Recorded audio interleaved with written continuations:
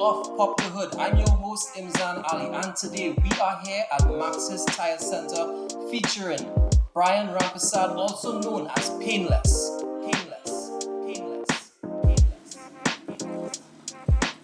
So Brian, tell us a bit about yourself and how long you've been into the motorsports industry. So I am involved in motorsport quite a while. Started to drift in a couple of years. So my dad used to carry us at Wallafield, me, my brother Joshua, and we enjoyed going up there watching tracks. And after a while, as time go by, we started to see people sliding up the place and things, and we realized we want to be part of this. And we had a RX-7, my brother had a RX-7, and I used to go for rides with him before I even had a license. And he used to show me how to fishtail and do all sorts of stuff on the road and back road on grass, and some a little funny. And from there, we kind of took it serious. Then he ended up going to Canada, and I continued. So in 2016, I think is when I buy the Skyline. Well, I started to do the same things that he used to do, and I started to go and practice drifting down in the hole, and the famous hole where everybody know. And it had events after that, like CR Part show and all these things. I used to go, but I couldn't really drift. I tried to drift the first event they had, and I couldn't really do it. And I said from there, I would then take it serious, more serious, and do it like everybody else. And I started to practice in the hole like every week, non-stop. Even sometime in the middle of the week, I would go by myself, but I really wanted to do it. And from there, the other show, CR Park Silver, and I started to exit the car park and enter the other one. When I couldn't do it at the first one, when I thought I could have done it. And well, we reached at this point here now where somewhat okay-ish in the drift community, and I'm happy to be where I am. And I know it have a lot of room to move up, and I expect that in a short space of time I could reach where I want to go. Brian, so basically what you just said there, it had me really focused, because I think that your points, it transcended towards a motivational speech, and I think a lot of people could get, some messages from that, and I'm really happy that I heard your story in that sense. Let's go straight into the car of choice. Why did you choose the R33 Skyline? Well, I didn't choose the R33 Skyline for any specific reason. What happened is that on that same year when I told you I bought it, 2016, it was because of our influence of a group of friends that we went to see the car, and I got the opportunity to buy the car, because at that time it was somebody else supposed to buy the car, and for some reason something came up and they allowed me the opportunity to buy the car. And with that, I just took it, carried it home, put it down, and decided, well, I just want to get it running, because I didn't buy it with an engine. And I just wanted to get it running and started driving. I didn't know that I was going to do drift with the car, and it eventually ended up into that, because it had the turbo and the gearbox and a diff that you could do donuts with. So from the donuts, I ended up being exposed to drifting, and with the influence of my brother and my dad coming up, I always liked the fishtail and the spinning around. So I just continued that, and seeing these guys out there doing drift, and I just ended up falling into that category and ended up loving it so much that I don't ever want to let go. So it wasn't for any specific reason that I chose the Skyline. So Brian, you know, I've been listening to you speak so far about your journey within the drifting industry. What exactly inspired you? You know, be it local or foreign. What has been your inspiration, your drive towards reaching to the next level? What inspired me most was in around 2010, I think it was. I went to a drift show in the Queen's Park Savannah, and I saw R33, but a two-door, and I see it sliding, and well, I didn't know that was drift really, you know. I was now getting involved into it, and I seen this car sliding and going all over the place, and I kind of worried and frightened, but they had known what they was doing, and when I saw the driver came out, it was, well, this is scary, and from there, I went and looked for him like on Facebook and thing, and I saw him and I started asking him about it, and that's when I believe I got really interested in it, in the drifting, and I said, well, I would want to pursue it, but remember from 2010 to 2016, a big span there, so that kind of come off my mind, but I always remember that, and yeah, well, Kerry was the person I look up to. He even used to drive my car, and we have built a Bluebird as well. He used to drive that, and yeah. In terms of foreign, I'm not really into that, so I can't really talk based on who I like more or less, or who is my inspiration out there.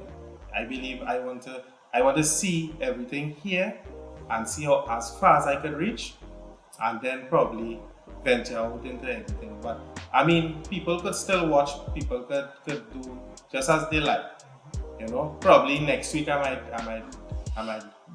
get involved in like other foreign drifting or motorsport, you know, probably at one time, but I just never pulled me towards it. So Brian, you know, while you were speaking, something came to my mind. It was linked to an interview I did previously with Dario. That's Dario Jordan. And you know, he said to me then something pertaining to a guy called Painless.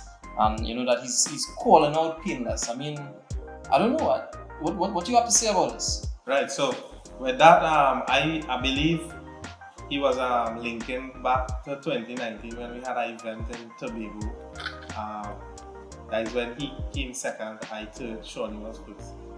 And well, RIP to Shawnee. And we didn't finish that battle there. It come across, and up to this day, up to this year, we earlier this year we had an event at Raw Power Motorsport, and it had a little episode there with me and Shawnee. And well, we're supposed to battle again to finish that, to square off that, and what happened is after that day I gained some heat, and he video called me the next day and he told me, well, I ain't taking that, we had to go back again and we had to do over this thing, I got to rest it on you, I can't take that. You know, so that was that. And then Dario, well, I don't know what you have with me, but wherever it is, I have no problem. I will to trash it out with him any day, as I said the last time, any day, anytime, anywhere. So yeah, if he called me out, I am here waiting for him. I just waiting for him to call and say when and where. So it's on. So Brian, I think we spoke a lot. I'm really excited to see a little bit about this car. Let's go take a look and find out some more.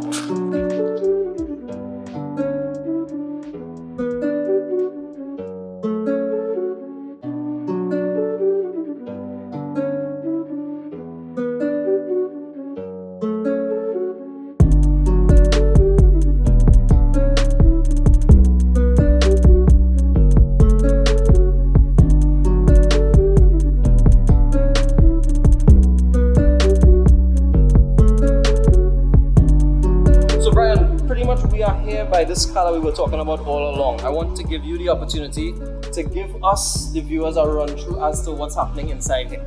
So, here we have the RB25 DT Series 2. Well, as you can see, we have a aftermarket turbo extractor manifold, a GT30 turbo to be more specific, NZA, Toyota coils, the harness homemade by Autoelectrics Brandon, a Neo brain and harness, wired by Brandon as well. We have some Subaru 440 injectors, the Tommy fuel regulator, the oil catch, well, built by me, a soul pot, homemade, boost controller, and this tune ECU, tuned by Kong Auto Chinese, and basically, yeah, that's it. So Brian, that was an in-depth look as to the engine. I'm a bit interested right now in focusing on what you have on the inside. Tell us a bit more about what's happening in the car. Right, so as you can see, there's not much on the inside. We have two Recaro seats. We have two gauges, boost gauge and a wideband gauge. Original handbrakes. It works good for me. And basically that's it. No back seat, no roll cage or anything just yet. That's it, yeah.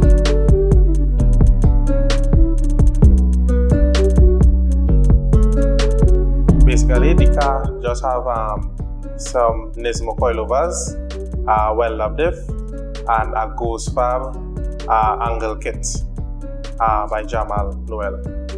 Alright, so Brian, I think we're pretty much done with a 360 look at the car. I mean, I think if viewers and myself would like to see a bit of what this car can offer. Let's see what we can do.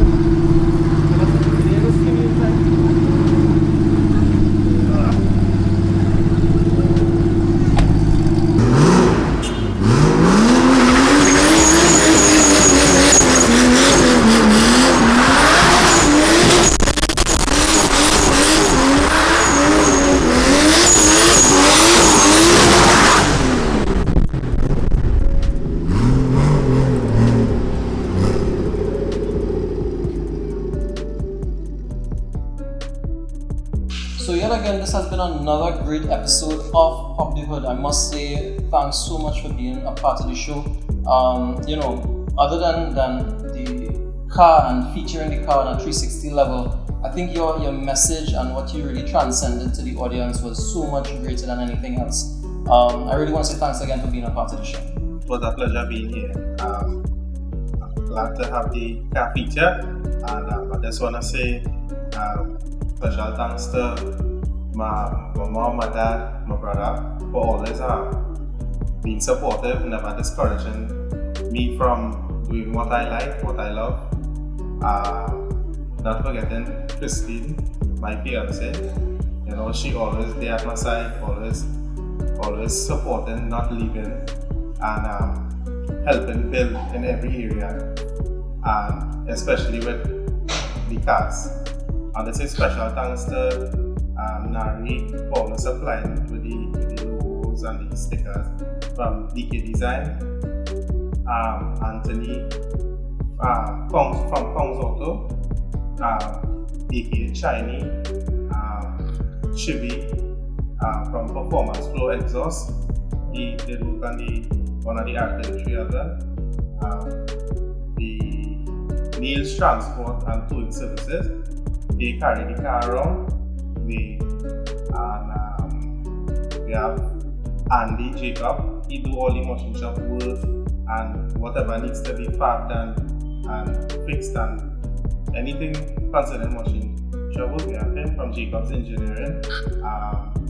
Not forgetting John Mack from Big Papi. He tuned one of the vehicles around too. He always there for technical support. Any assistance, and he just a phone call away. He don't ever, throw me away. You always keep me there and talk to me and move forward. Brandon Munchatsing from Autoelectric Services. He has been on my side from day one till now. Never gave up. He always on point with his work And I want to say special thanks to him and this Dumo CMG team. They helped put the car together. The blue one, they helped put it together and get it up and running in a quick space of time. And not forgetting my sponsors, Dumo Enterprises, Rahamat's Rich Cap.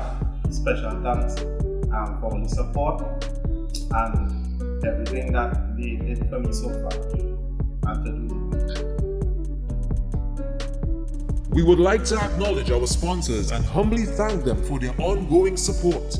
Even during this pandemic, with them we were able to make the Pop the Hood series a reality.